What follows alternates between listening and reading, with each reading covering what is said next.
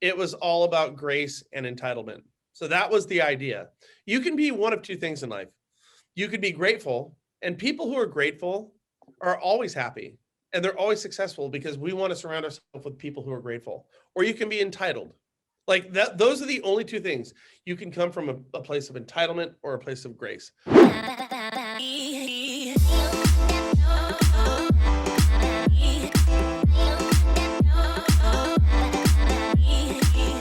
There it is. There it is. Welcome back to another episode of State of the Month with our good friends at National Real Estate Post.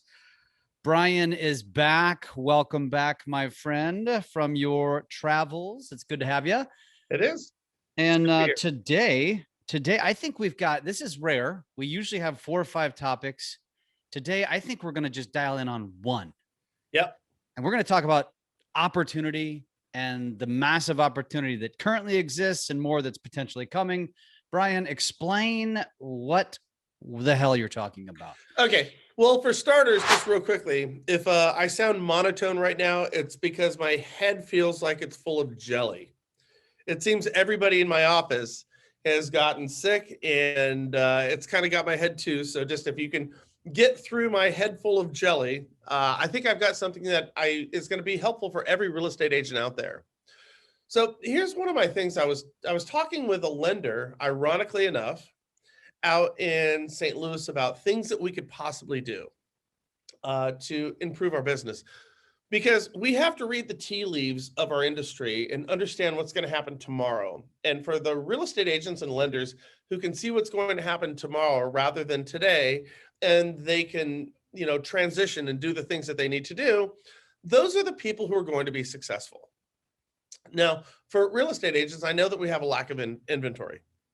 I get that. But we also know that the vast majority of people who own homes right now see the opportunity in selling their homes. They're just simply not doing it for a variety of reasons. So how, as a real estate agent, do we get in front of people to list homes or find buyers to buy homes?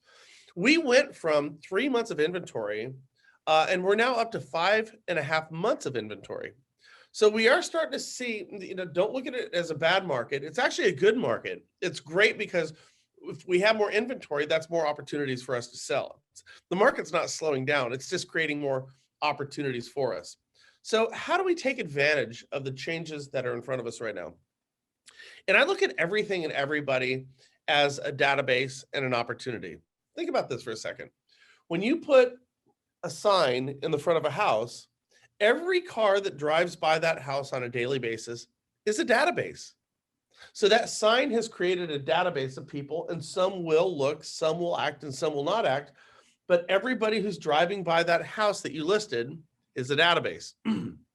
Every restaurant that you go to, every coffee shop that you go to, every friend that you have has their own ecosystem. We talk about this all the time. So how do we access these databases? And listen, when we access somebody else's database and we're able or capable of sharing our message that buying and selling real estate is generally a good idea for everybody, how do we get to that point? So here's one of the things that I was thinking of. We can't look at like databases as in terms of what's in it for us. Like, what's in it for Brian? Well, if I do that, then why would somebody give me access to a database? I have to look at my opportunities. Sorry about that, guys. That was opportunity calling, Brian. That was intentional. That was Kian. Biggest guy you've ever seen in your life.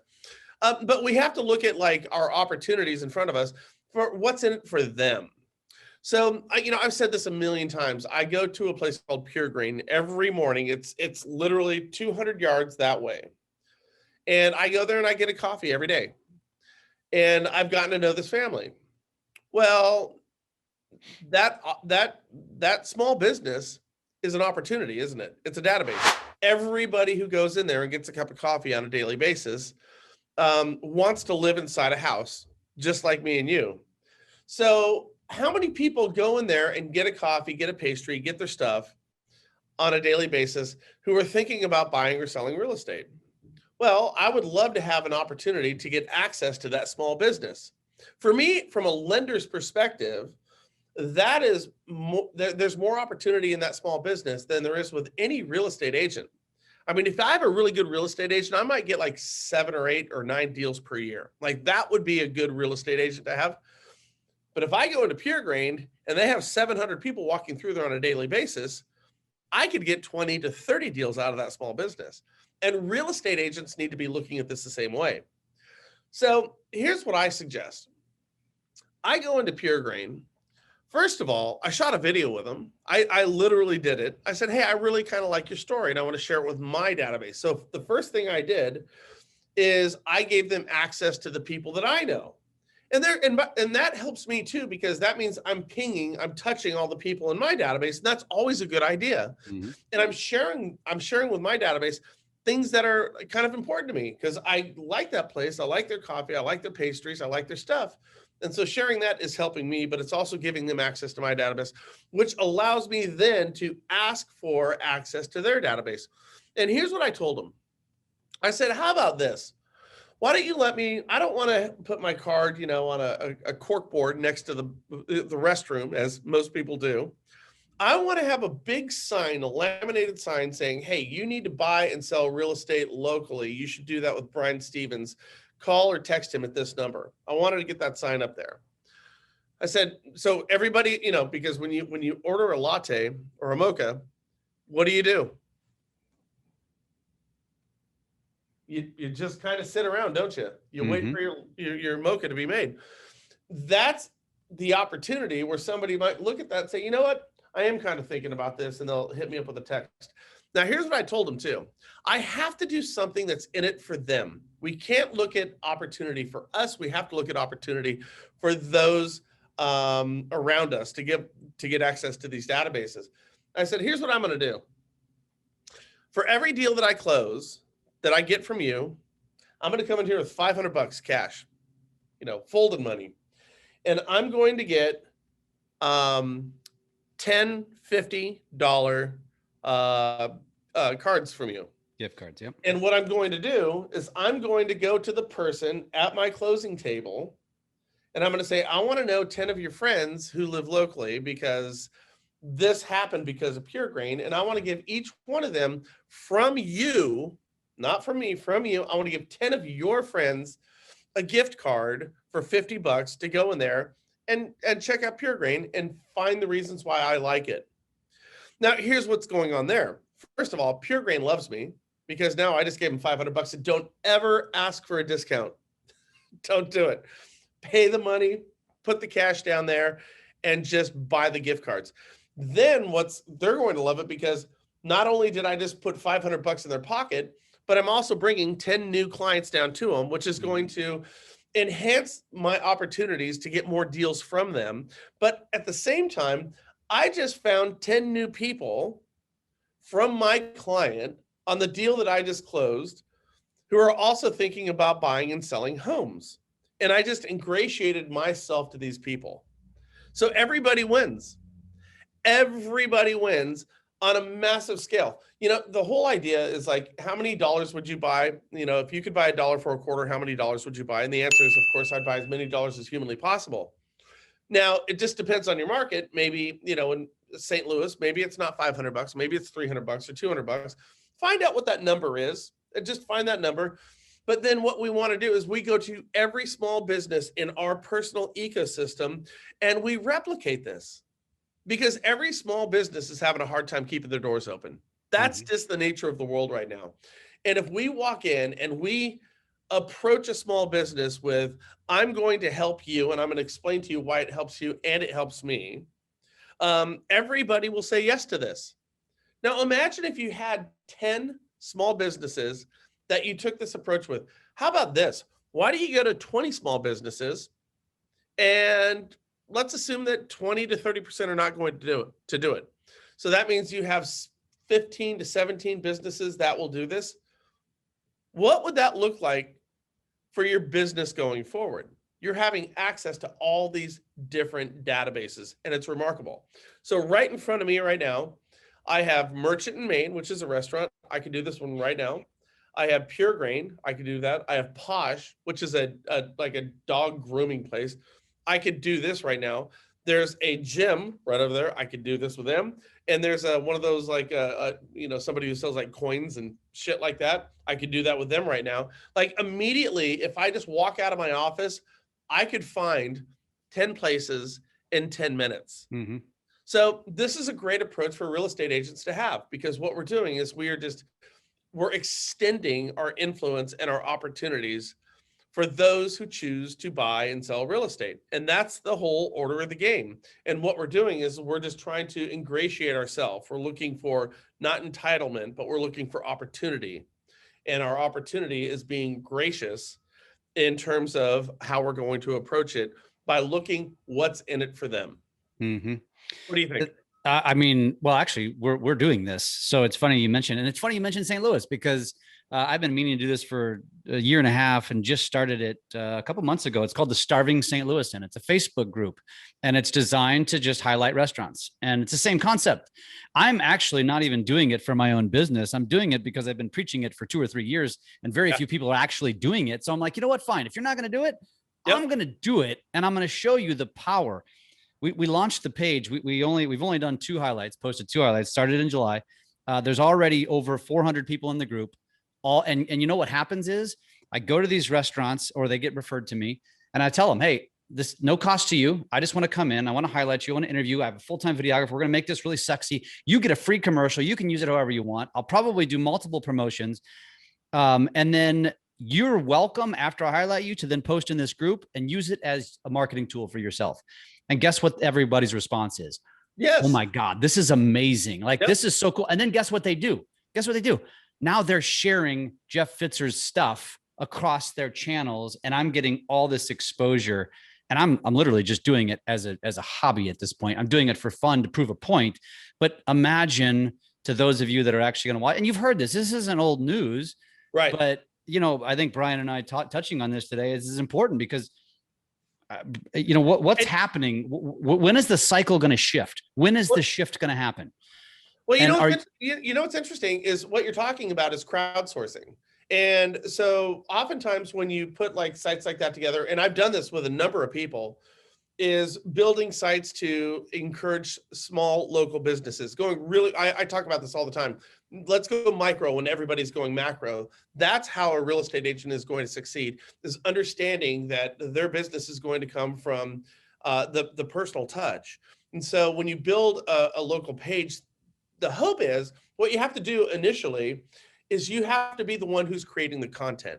So when you think about like your computer, everyone who's watching right now, you're consuming information. That's what we do. Like we go and find out like, movie tickets, or, we go to look at I'm sure we get ESPN, or we go to, we find out what's going on. We consume content. It's less than 1% of people who actually create content. But if you can find yourself as a creator of content online that other people are going to consume, then that puts you in the driver's seat for somebody who's in sales, like real estate. Hey, can I ask you a question? Please. Where'd you get that stat from? Less than 1% are creators. Just Google it. It's all over the place. Really? But yeah, I mean, if you think about it, what do people do? By and large, we sit and we consume information. We don't create information. So if you can find yourself as a salesperson creating information, then you're going to be in a much better place. So for some of these sites like these, and I like hyper local, guys, hyper local. Don't go big. We don't need to go big for a real estate agent. Stay in your community. Find those places that are local and create the content. So here's the thing, is what Jeff was referring to, is you have to be the person who's going to create the content when you create these sites, because you have to start the fire that's going to, eventually ignite. But when you get to a point to where other people are creating content on the site that you have, then you've effectively crowdsourced that. And that's the idea. If you do it, so Jeff's got to do it. Like every day, we're going to go there. We're going to find the businesses. We're going to create it. We're going to share. And think about this. Every small business who's going to be on that site is bringing their database. That's the idea.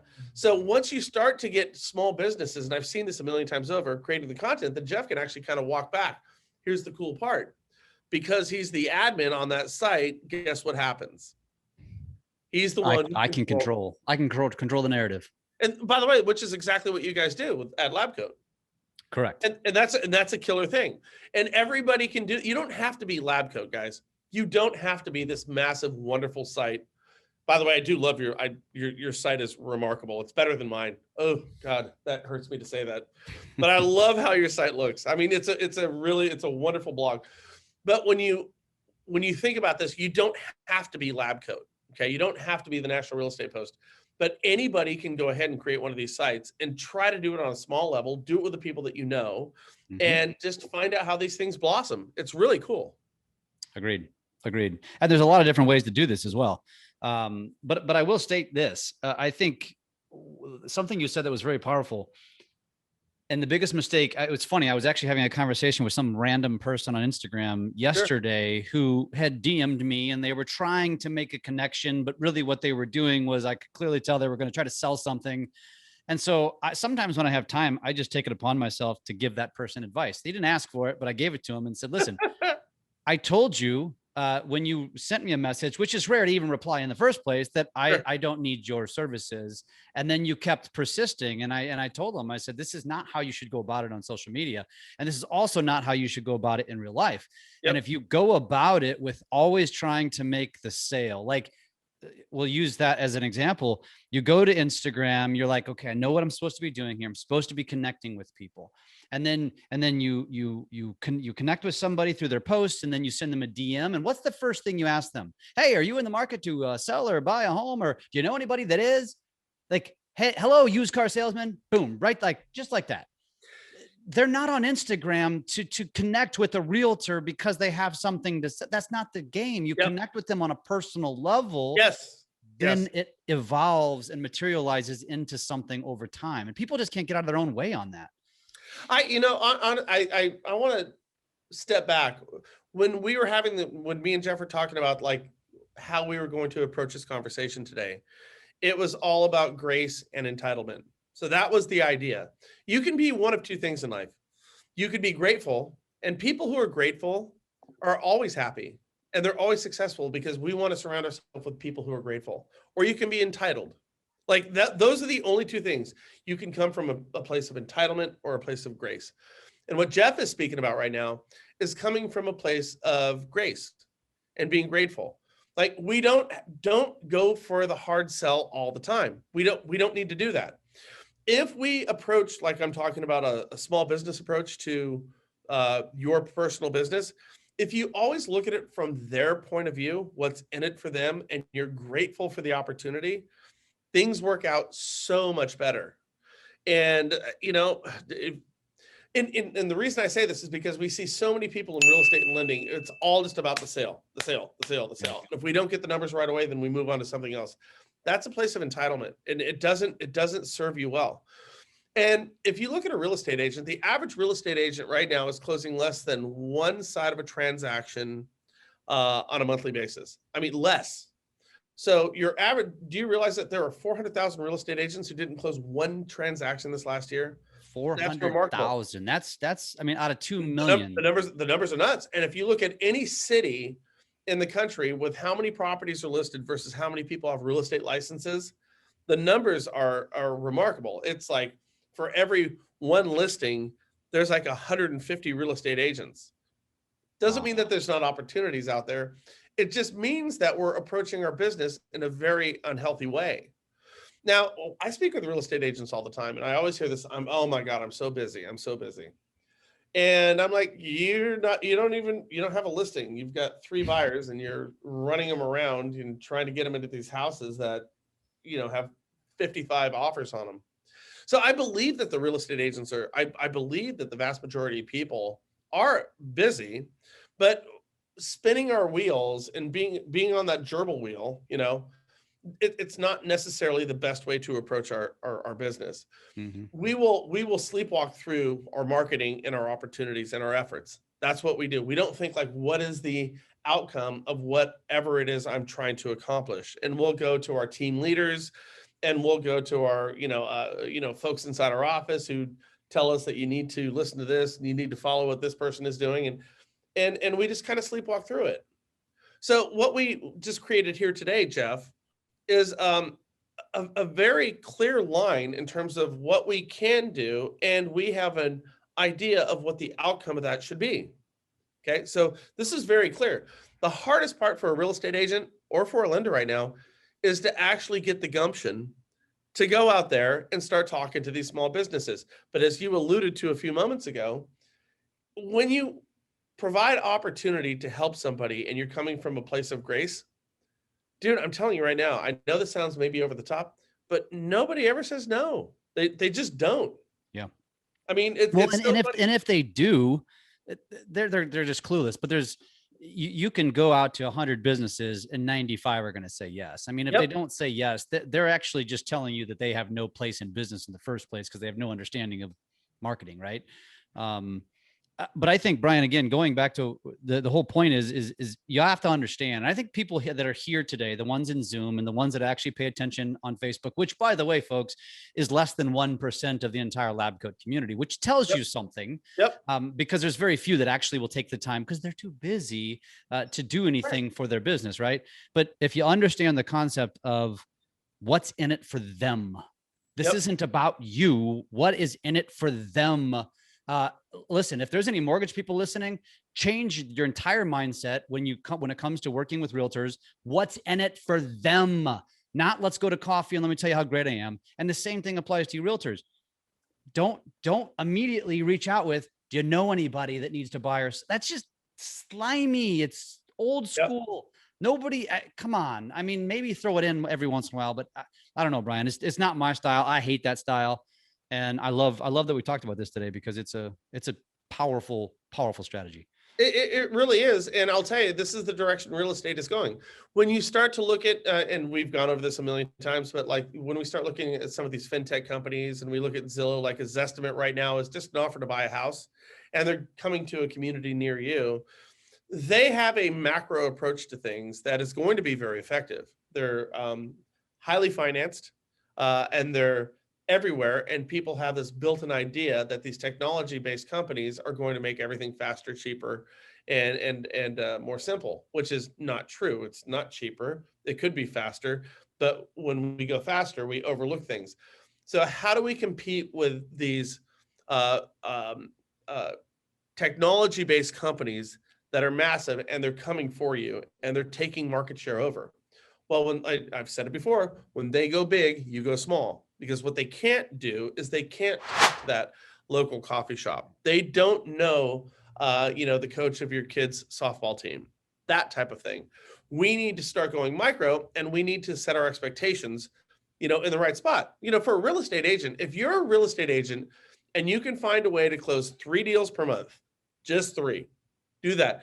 You would be a top producer in your community. And by the way, you charge full tilt boogie because it's still cheaper than these fintech companies.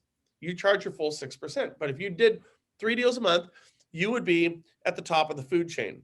So the question is, how do we get there? If we know, based from the National Association of Real Estate Agents or National Association of Realtors, that 70% of the folks out there who own a house right now think it's a good time to sell, but they're just not doing it yet. And they have a reasonable expectation in terms of what their house is worth right now because property values have just gone absolutely insane. Then it's incumbent upon you to find those 3 people per month. How do you do that? You increase your database. How do you do that? You talk to these small businesses.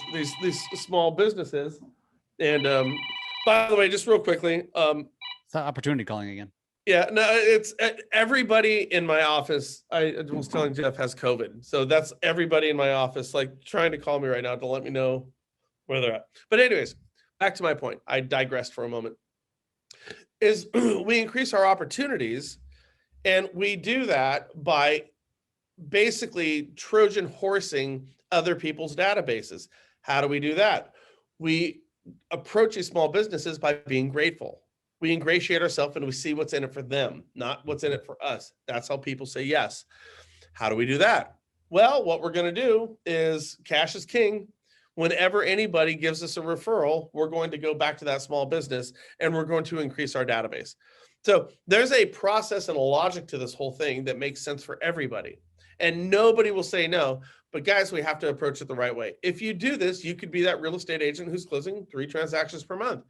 Or, if you really want to go, you can close 6 or 7 or 8. It just depends on how you want to approach it. But let's start with small steps. Small steps. Go to the places that you go to on a daily basis, like where I get my haircut, where I get my coffee, where I get my lunch. There's 3 places I go to. There's 3 places in town that I go to lunch, and they're all right over here. I could find those businesses based on what I do and who I am. And so could everybody else out there, everybody. And if you can't find the 10 in your personal database, if you have a kid, if you have a best friend, if you have a husband, if you have a wife, where do they go? Find those 10 places and you will get access to thousands of people in your community, but make sure that you're always approaching it from a place of grace and a place that's going to help that small business more than it helps you. If you do that, you can't lose. Love it. Love it. Good talk today. Good talk. It's change of pace from news. Yeah. Because I don't think there's a whole lot of it. So we'll come back to the news in 2 weeks. I'll let Sean take that with you because it's more up his speed anyway. And by the way, my Giants just took 2 out of 3 from Houston. Yes, they did. We took 5 out of 7 from the Dodgers. We have the best record in all of baseball right now. And nobody knows who any of the players are. I do. I know Chris Bryant. What's that? You have Chris Bryant now. We did. Oh, by the way, I saw him hit that home run. I took my daughter. Me and my 13-year-old daughter went to the game. I got us great tickets, man. When he cracked that thing, it was wonderful. Here's the only team who's got our number. The St. Louis Cardinals. Yeah, that doesn't mean much. You tear us up every time we play. You tear us up. Except in the playoffs. The Giants don't own us in the playoffs. And by the way, we hate Chris Bryant in St. Louis, so we will continue to hate him. This brings me back to the Jeffrey Leonard days, if you remember that. We used to. Oh yes. Oh my God, totally. Yeah, I'm a baseball nerd, dude. I'm a total baseball nerd.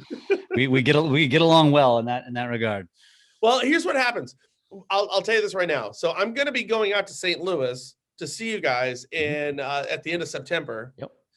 We have to find a game to go to. Let me tell you a funny story before we leave here, okay? So my partner Frank Ray knows nothing about baseball. Never did. So when we shot our show back in 2008, 9, and 10, we were in a 8x8 room. So we were basically living in a prison cell together. All day. We would sit there because we would research, write, shoot, edit. Me and Frank did everything. So in 2010, I was looking at our pitching staff and I said, the Giants could actually win the World Series for the first time in, 80 years. They've never won one on the West Coast. So as a means of just communicating when you're living in a prison cell together, Frank started watching baseball, but he had never watched baseball before, but he became a baseball nut. Halfway through the season, he was all into it. So we had a speaking gig out in Chicago. And Frank goes, hey, guess what? I'm like, what? He goes, the Giants are playing at Wrigley Field in Chicago when we're going to our speaking gig. I'm like, well, we better get tickets for that now, shouldn't we? Now, as a baseball fan, St. Louis, Wrigley's iconic. Wrigley's iconic. Chicago. Yeah, it's one of those. So we went there and we did what you're supposed to do. You walk around Wrigley. We went to all the bars and stuff like that, and had cocktails and went and saw the game. And the game was wonderful, and we won. Matt Cain was pitching. It was a 2-0 shutout. It was killer. And then we left. Right. So the people from our speaking gig sent us the newspaper of the Chicago Tribune. Hey, what the hell were you guys thinking? And so we looked at it, and it said Wrigley Field Bombers wanted to be famous. And it was a picture of me and Frank. Right now, if you Google Wrigley Field Bombers, you're going to find a picture of me and Frank. So what happened was some guy wanted to go to a place called Sluggers and blow it up. The ATF and the FBI got, wind of this. And of course it didn't happen. So when this whole thing was foiled, it was the day before me and Frank were there. And so the next day, Reuters went out there and they took a picture of Sluggers, the bar, and me and Frank were walking in front of it when they took the picture, and Reuters or the Associated Press, whoever it was, that was the picture that was distributed about the Wrigley Field Bombers. Wow. So anyways, I'm going to go Google that. Wrigley Field Bombers. You'll see a picture of me. All right, guys.